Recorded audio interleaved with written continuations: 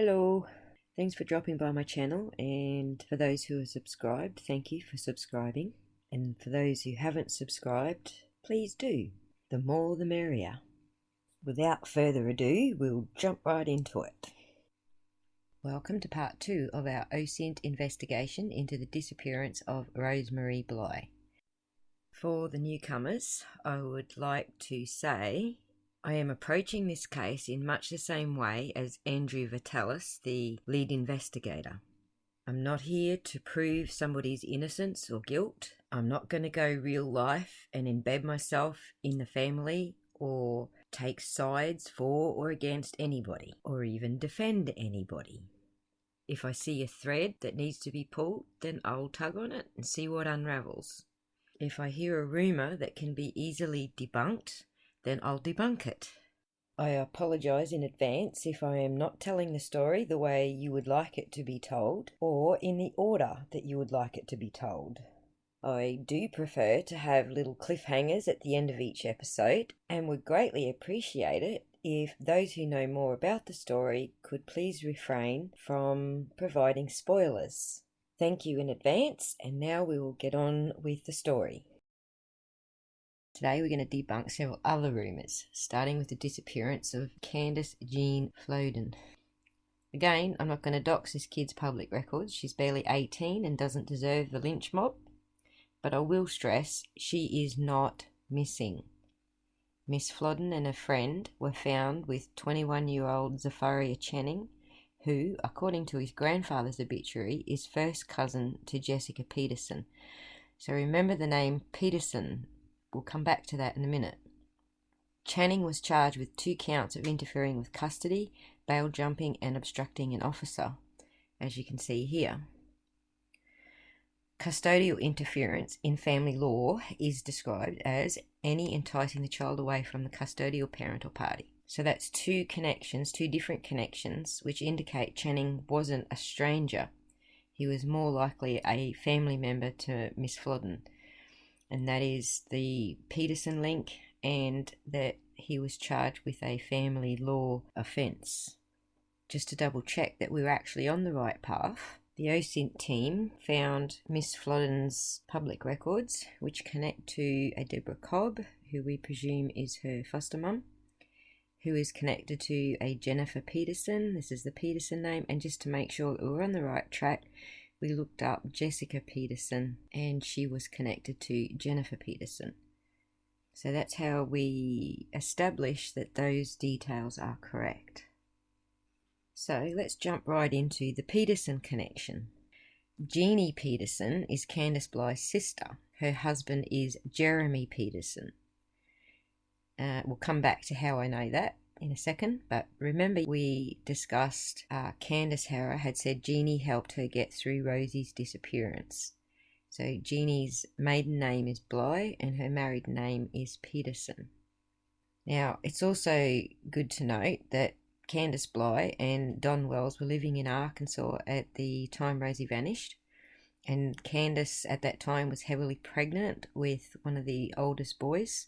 I can't disclose exactly how we got this information, but let's just say OSINT are very good at tracing an adult's online footprints. They have a number of tools at their disposal where they can track many social media accounts connected to one person, phone numbers and addresses. There's always some link between how a person signs up. Maybe they use the same email address or the same credit card information and so on. So that's what the OSINT team have basically tracked. So we know that Candice and Don were living in Arkansas, and that was when she was pregnant with one of her sons. I can say how I know Jeremy is Jeannie's husband though, and it's because he's been quite vocal about being Jeannie's alibi the night Rose Bly went missing. Now, let's just have a quick look at this newspaper snippet where Chris Larson was explaining what he had done to go looking for Rosie. And he said that in the middle of the night he called Rosie's sister in Prairie Farm to see if Rosie was there.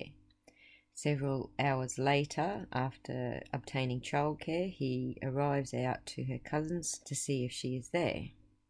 Now, Both Jeremy and Jeannie said they were at, I think it was her uncle's birthday party in Cheddock that night, which is approximately 21 miles from their home at Prairie Farm. And according to the map, it is approximately 76 miles from Grantsburg, where Rosie's car was found, and around 53 miles from St. Croix Falls, where Rosie lived.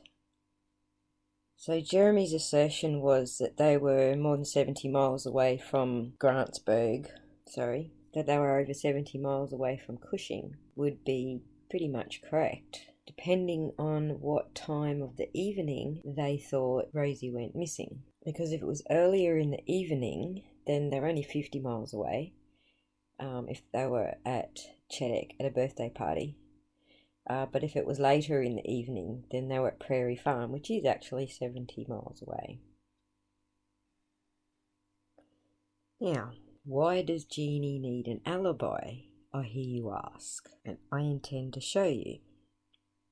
A witness came forward and claimed that Jeannie threatened to kill her ex and said she would kill him like she did her sister, and she knows plenty of barrel spots. Now, a lot of people thought that the witness was talking about Candice getting drunk and blurting this out. However, it wasn't Candice, it was Jeannie. The witness goes on to explain that she did report this to the police in 2016. Now, it's important to remember that this witness was only a child when this went down. So her reporting in 2016 is more about she was of age to actually understand what was said and what was going on. And then later on, her mother, although we can't see her mother's comments, her mother came in and backed her up and said, yes, this is exactly what happened. The witness then goes on to provide yet more text messages that transpired between herself and Jeannie. And I'm not going to repeat this message, but you can kind of see what's being said there. I tend to think that these are authentic screenshots because you can see at the top there a list of icons, very genuine looking screenshots with the blocked messages and so on. And so in standing up for Jeannie and being her alibi, he also goes into private messages and is, well, not really attacking, but having a go at the witness. And in this, he's talking about the day/night Rosie disappeared and the next few days after we were looking for her together, as in Jeremy and Jeannie, husband and wife. As for Justin, true, I can understand getting past things, and yes, I know I said some mean things that night, but I also backed off because I know it wasn't all his fault. I didn't and won't come after him or anything like that. I'm not in this world to do crap like that. As for her cheating, as in Jeannie, in all technicality, as far as I know, that was the only time. What happened with Chris, as in Chris Larson, Rosie's husband, happened when her and I were split up. If there's been anyone else, nobody has brought me any kind of proof or any way that there is no denying it, and I haven't heard anything outside of what happened with Justin. It's like I said to your mum, people talk shit, but the only thing people can do is figure out what's real and move on. And this is because the witness said Justin, Jeremy and Jeannie were all at her house when Jeannie blurted out that she killed Rosie. And then the witness says Jeremy held her mouth shut after she blurted it out. This also evidence that Jeremy and Jeannie aren't exactly, or have had their moments. I'm not sure what dates these were because they were chopped off. But we see here that Jeannie had left him with the kids and said she was going to see Rosie and then Tennessee. She dropped the oldest one, I think it's the oldest one, at the godmother's, and doesn't say where the youngest one is, but that she was going to keep him, except that she knew Jeremy would be unhappy with that. Now, it does appear that this witness has shared the story with Rosie's bestie, who was supposed to be out with Rosie that night and doesn't know anything about it. And she also confirms that it was Jeannie, that sister, that was being referred to in those comments and not Candice.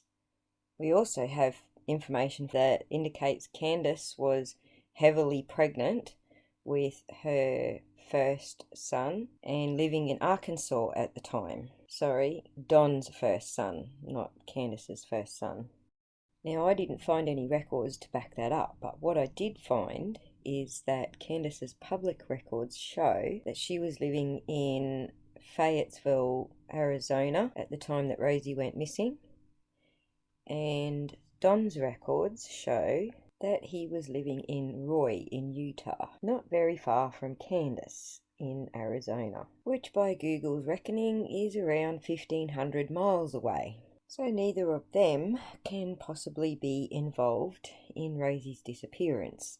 Now, I did hear Don say that he had never met Rosie, and I don't have anybody in any conversation saying anything to the contrary. But I did notice that Candice has a photo of Rosie hanging on her wall at home. So it's probably a safe assumption that she cared very much about Rosie. Anyway, moving right along, there is another rumour that seems to be circulating that said Rosie was having an affair on her husband. But there is absolutely no basis for that rumour whatsoever. But it does seem to me, according to the witness that came forward and several family members, that Chris Larson may have been having an affair with Jeannie Peterson. And Jeannie hasn't really denied it. And her husband has more or less confirmed it. What we don't know is which time frame. So it appears everyone agrees that she definitely slept with Chris Larson after Jeannie disappeared, a few weeks after Jeannie disappeared, which also appears to be around the same time frame that Chris Larson was going to court to get custody of the kids, just in case Rosie comes back to take them. Now, I did find a John Hara connected to Candice Hara through her public records, so I can confirm that he is indeed a family member. And he noted, just as I did, that Jeannie's husband was nice enough to tell everyone in the other group that she slept with Chris. It just blows my mind. I wouldn't sleep with my brother's wife. And not to try to be an arse, just good at it, lol. Just want to know what happened to one of my family members, even if it involves pissing others off. Now, Jeannie admits that she and her father were living with Rose and Chris, who were living with Chris's father between November 2008 to March or April 2009, just before Rosie disappeared. Now, the witness that came forward and said that Jeannie had gotten drunk and blurted out that she'd killed Rosie, she also shows us another message where Jeannie claims, "I told you last night, I have pull with them," being the police. "Why doesn't anyone ever believe me when I say something?" Oh, and next you tell someone, "I want I'm not going to say that word, sucking bastard Justin. I will be back sober for round 2. And then the witness goes on to say, "You can stay away from my house. He said it was a mistake and never should have happened. You need to go home. You can't drink and drive with your son." So it does appear that Jeannie seems to think that she has some sort of immunity with the local police. But I do digress. These are all just in-house family arguing and rumours, so now I'm going to move on to what I think is a far more troubling connection than Candice or Jeannie. So in 2002, maybe early 2003, Candice was breaking up with the father of her 2 children, the youngest being only 6 months old at the time. So in 2003, when the baby was 6 months old, she was adopted out. She tells us that herself. So during this period, we see here that her father is running amok all over the place. And I just can't even count the number of charges he has against him, but there's a particular charge in 2003 which I find very interesting, because on that charge, on the court records, it shows us that from 5 years before Rosie went missing until at least 5 years after Rosie went missing, this Andrew guy had a restraining order to stay away from the laundromat in Grantsburg, where Rosie's car was found. Now, we'll just turn back to this article where Candice Howrah, who works in Grantsburg, told the authorities she had driven by that parking lot at 5 p.m, that is the one next to the laundromat where Rosie's car was found, 2 hours prior to the vehicle being discovered, and she did not see it there. She believes the helicopter search of the area that day, as well as the mass distribution of missing persons posters she and friends created and circulated, may have prompted someone to move the vehicle to the parking lot. Now, so far as I can tell, the only person who has any visible public connection to that laundromat is Andrew Simon. For a period of 10 years or more, he had a restraining order to stay away from that particular laundromat. Now, looking at the actual court records, it does appear that he tried to pass fraudulent checks. So I have to wonder if that has some relationship to the laundromat. I don't know. But the fact is, he has some relationship to that laundromat, from as early as 5 years prior to Rosie going missing to as late as 5 years after Rosie went missing. I am not going to attempt to read through them all in one video, but the public records do show Andrew Simon, age 62, has 49 criminal charges, ranging from dozens of disorderly conduct, threats to harm others, strangulation and suffocation, battery, drink driving, illicit drugs, fraud, theft, damage to property, aggravated assault including family members, resist arrest and family violence, and bail jumping. And that's just a few of the charges. And this guy hasn't let up. He has recently attended court in 2021, at the start of this year in February, for disorderly charges. As recently as 2018, he's still bashing women. As far as I can tell, none of Candice's family members were working at the laundromat. Grandma Candice, her records show that she was hunting and fishing for a living, and even bought a home on those proceeds. It shows Kenneth Bly was hunting and fishing. Candice and Don were 1,500 miles away. And it's just really weird that Grandma Candice drove by that exact parking lot and Rosie's car was not there 2 hours before they found Rosie's car there. Now, I'm going to dispel another rumour while we're at it, that Grandma Candice never went looking for Rose. That's a total load of rubbish. All the flyers and all the localised search parties were all organised by Grandma Candice. Not only did the local news media know this to be a fact, but the police have also said that this is a fact. In fact, the police still say to this day that Grandma Candice is still ringing them regularly to find out any more information has been discovered to do with Rose Bly's disappearance.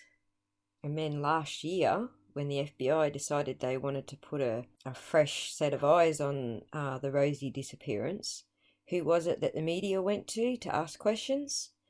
Of course, Grandma Candice.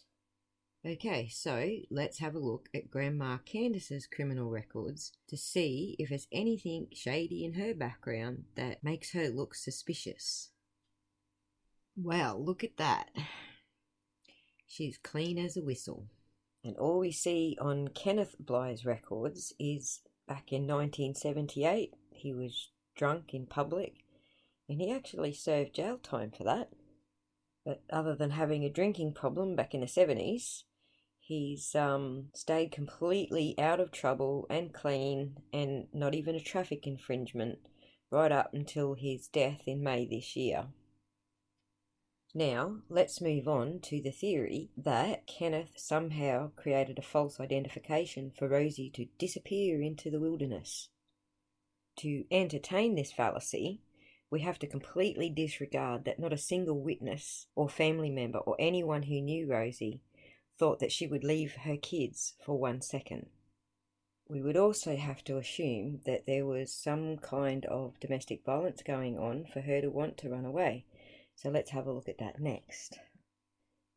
We see here in 2007, which is 2 years before Rosie goes missing, we have a civil case, harassment and restraining order, where Christopher Larson and a partner, someone named Christy Wagner, are seeking a restraining order against somebody.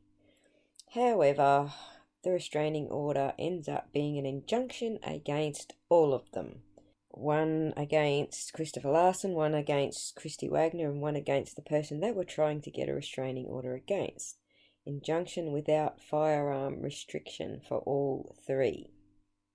And then here we have evidence that Christopher Larson had children to Christy Wagner. Here she is the petitioner for support and maintenance actions from Christopher Larson. And this just goes to show that Christopher Larson already knew that if Rosie had left him, that he wouldn't be getting the kids and he would be paying more child support maintenance. And why did Christy leave him? Well, we see here in 2003, he went on a drunken rampage. He was fined for driving under the influence, damage to property, theft, domestic abuse, violating an order for protection, domestic assault, committing acts to cause fear of immediate bodily harm. So, was Christopher Larson a domestic abuser when he met Rosie? Yes. In a word, yes. We also see that 2 years after Rosie's disappearance, Christopher Larson is still suffering from financial problems because we have here small claims from the rent-to-own company against Christopher Larson. He was ruled against, he had to pay up. So is it possible that financial strain and domestic violence is behind Rosie's disappearance? Possibly. And on top of all of that, whatever businesses he thought he was running during that period, he wasn't paying his tax. And I might also add, after looking through all of these records, that he seemed to be very unlucky with the courts. The only thing that actually won in a court was custody of Rosie's children. Leading up to Rosie's disappearance, there are numerous small claims against him, and he's lost all of them. And then after Rosie's disappearance, he's not paying bills and not paying tax and losing those. And even as recently as 2019, a small claims eviction was brought against him, and he lost that as well. And amongst all these drink driving charges, dated as recently as 2016, Mr. Larson seems like an upstanding citizen. And to be quite honest, I don't really believe much of what Christopher Larson is saying. As discussed in part 1 of this series of videos, he's the only person who says Rosie was going to meet her cousin. The cousin denies it. She wasn't planning to meet Rosie at the tavern. The best friend who hangs out with them and goes out with them all the time, she wasn't planning to meet Rosie at the tavern. There is no witness at all that can back up Christopher Larson's story that Rosie said she was heading out to the tavern. And if I was going to be asking Christopher Larson anything, I would be asking him how he knows that Rosie was wearing a white tank top under her sweater. Of course, it's not something you're going to ask him in a text or on Facebook, because that gives him too much time to think of an appropriate response. This needs to be asked by the police to judge how he responds. Nonetheless, aside of that small discrepancy and that he possibly was abusing Rosie, I don't feel that there's any connection between, or I can't find any connection between him and the laundromat. The other guy, there's definitely a connection with the laundromat, and he is far more violent, scary, horrible, and abusive than Christopher Larson is. So when we look at all the dismissed charges against Candice, we do see a pattern of her trying to defend herself and her kids against this monster Andrew. I'm just surprised that one of those offences is a domestic abuse charge against Candice, presumably for hitting Andrew. Now, let's have a look at how close the laundromat was from where Rosie's car was found. So you can see here this white roof building is the laundromat, and right across the road is where Rosie's car was found. Now there's no way to tell where Andrew was when Rosie went missing, but if we have a look at the details here, we can see that he jumped bail in 2004 and he was picked up again in 2014. So where did he go during that time? If we scroll all the way down to past all these Wisconsin records, we can see he spent from 2006 to 2011 in Texas. So between Lee County, Harris County, a few other different places. And he was getting away with it by using an alias, O. Simon.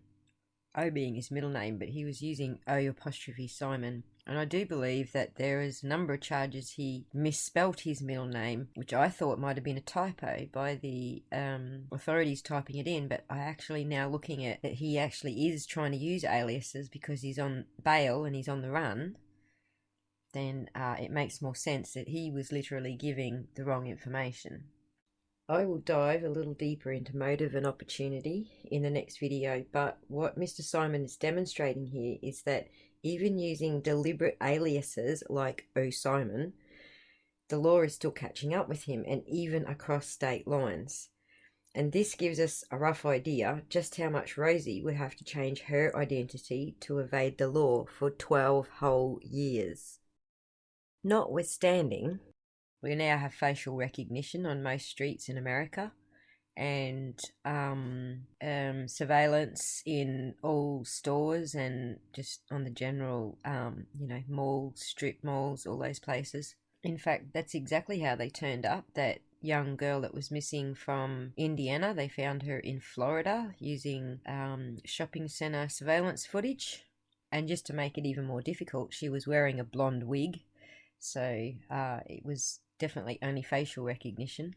So it's a little bit hard to reconcile being missing for 10 years and not turning up in any facial recognition software, her DNA not turning up anywhere, her not being arrested for anything and her DNA taken, her not breaking the law at all, not ever going shopping. This is too much. It's just too much for today's day and age. Now, even with age progression, facial recognition technologies is still very, very accurate because the points that are pinned on your face don't change with age. The slant of your eyes, the shape of your mouth, they might get a few wrinkles around them, but those things don't change with age. And it is, in fact, the newer facial recognition technology that is being used to age photographs of missing children and people. Now, if memory serves me correctly, in 1984, I couldn't get anything without a birth certificate. I needed a bank account, couldn't do it. I needed welfare, couldn't do it. I was in fact homeless from 16 to 17 until I actually got a job and could afford to buy myself a birth certificate. And I still have that birth certificate laminated, and it has anti-forgery watermarks in it. So that's how we were getting false identities and stuff sorted out back in the 80s. But by 2009, when Rosie went missing, we're talking about 90 points of ID at the bank, which basically means that your birth certificate on its own is not enough identification to open a bank account. You need to have several forms of identification to be able to open a bank account. So is Rose living without a bank account in 2021? I don't think so. If you assume she has stayed off welfare for all of these years, then you have to assume she's got a job. And if you assume she's got a job, then she's got to have a way to be paid. And, there's just not a lot of places out there doing cash in the hand anymore. I mean, I'm sure they're there, but I'm pretty sure they're few and far between. So, and I am sure that there's underground cartel who forge passports and all sorts of documents to falsify identification, but you're talking about thousands of dollars. That if you're, as we know, Rosie left with no money. She had not a cent to her name. Her parents weren't well off. And I don't see any connections in their records that indicate that they had any kind of cartel connections to be getting this sort of documentation. And lastly, we have no motivation.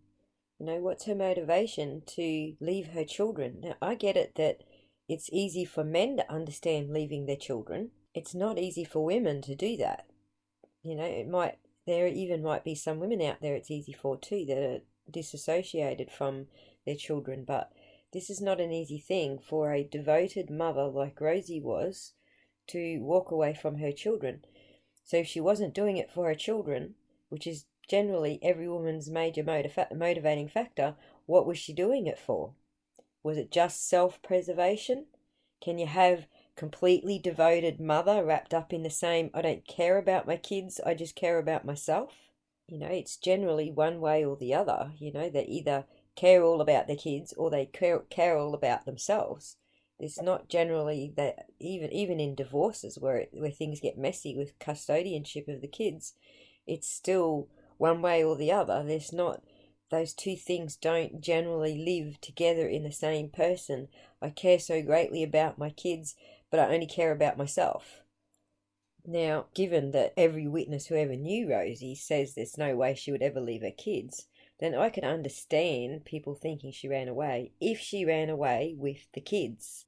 We have heard of some stories where children were kidnapped and their identities were able to be hidden for a long time until they had to enter college and start getting their identification and affairs in order, and then they found out that they were kidnapped when they were kids. There's not a lot, but there's probably quite a few stories that you can find on YouTube. Well, when we're looking at the most likely scenario, then there's no point in looking at the least likely statistics. And the least likely statistics are, what are the smallest ones? Trafficking, cartel taking your children in lieu of a loan. That's like the smallest of all of them. And all of those statistics combined are still less likely than a stranger abduction. And stranger abduction is far less likely than somebody Rosie knew. So what are the chances then that Rosie knew her sister's boyfriend, whom her sister had children to? And what are the chances that Rosie had a word with him about beating her sister up all the time and putting the children in danger? What are the chances that Rosie herself did not ring CPS and report his abuse of the children? All of those chances are far higher in probability than the previously mentioned scenarios. All of them. So, if Rosie knew Andrew Simon, and Andrew Simon had a restraining order from that very laundromat where Rosie's car was found, his restraining order spanned from 2003 right through to 2014. Why so long? Because he jumped bail and hightailed it off to Texas. So Rosie knew him. He has a history of battering women. He has a history of battering Candice and her children. He has a history of family violence. He has a history of hurting people in the family, not just his own children and wife, but other members of the family. And he just doesn't have a history. He has a current record of having done this even as recently as 2018. In fact, between 2003 and 2021, there's only 1 year missing where he didn't get charges for some type of battery, assault, disorderly, drink driving, and endangering others. It's almost unbelievable that the guy's not in jail, but I'm just going to read over this latest court hearing because this is particularly egregious. He's escalating in behaviour. When people say Don's escalating, or he hasn't done anything since 2007, but this guy is actually escalating. He gets out of it the same way, though, that he did right back in 2003. He enters a NG plea to all misdemeanor counts charged in the complaint in return for pleading guilty on a felony count, which the court grants. Now, I'm going to read what the court actually says. On the 21st of December 2018, defendant appeared with attorney. Attorney appeared for the state. Plead to 1 count DOC, deleting the enhancer. No contact with DS, Mrs. DS, except for a divorce action. 1 year probation. He understands the citizenship laws. No threats or promises made. The court uses the PC statement of the complaint to find a FB for plea. The state moves to amend the charge to delete the enhancer. The court grants. The state readdresses the court. Attorney readdresses the court. State files compliance of VR. Mr. Simpson enters 1 year probation, 90 days imposed stayed, no contact with Dolly Simon, and may have contact at the residence only if Miss Simon is still in the hospital. Like, seriously, this guy is a repeat offender every year for the past 10 years at least. He has been offending violent offences, and all he gets is 90 days stayed and 1 year probation. And of course he's got a restraining order, which, we can assume he's probably going to break. Anyway, the point of visiting that court document is just to put emphasis on escalation. Clear evidence of escalation, not de-escalation like Don's records show. And even if you want to look at Christopher Larson's, money shenanigans, those are escalating as well. He seems to have a lot more in more recent times than he did back then. But nobody else whom fingers are being pointed at has any evidence of escalation at all. Not Candice Hera, not Candus Bly, and not Don Wells. And to be honest, I am frankly shocked that this Andrew Simon guy is not #1 POI in Rose Bly's disappearance. And who knows, maybe he is. Maybe the police just can't work out where he was when he turned up in Texas. Even more shockingly, this lady that he married and almost murdered in 2018 died at the age of 47 in December last year, which makes a total of 4 people who have died since 2008 in his life, close relatives and his wife, between the ages of 40 and 56. Is that normal? I don't know. Maybe he just has an unlucky gene or a family curse. So, I think the time has come for the police to rule out Rosie leaving voluntarily and taking up residence somewhere else. It's now pretty apparent that foul play is at work and that Rosie has met her demise.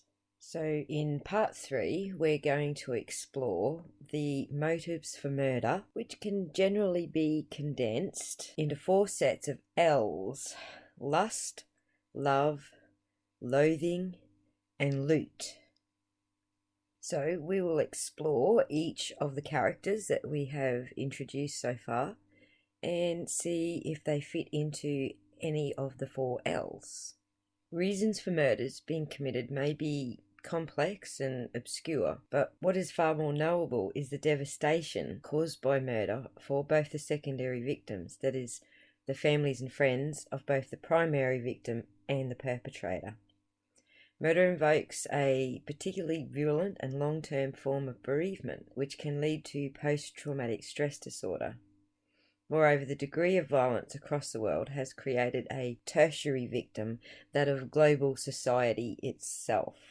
And we see this playing out in the Summer Wells case with respect to a type of class warfare, where people from more fortunate social, economic backgrounds are becoming the judge, jury and executioner simply because they see Summer's family as a low socioeconomic group. These are a type of moral panic, and they have very little to do with the actual case of Rosemarie Bly being missing and the very unrelated case of Summer Wells being missing. So in part 2, we'll unpack the motives for the possible murder of Rosemarie Bly. So stay tuned.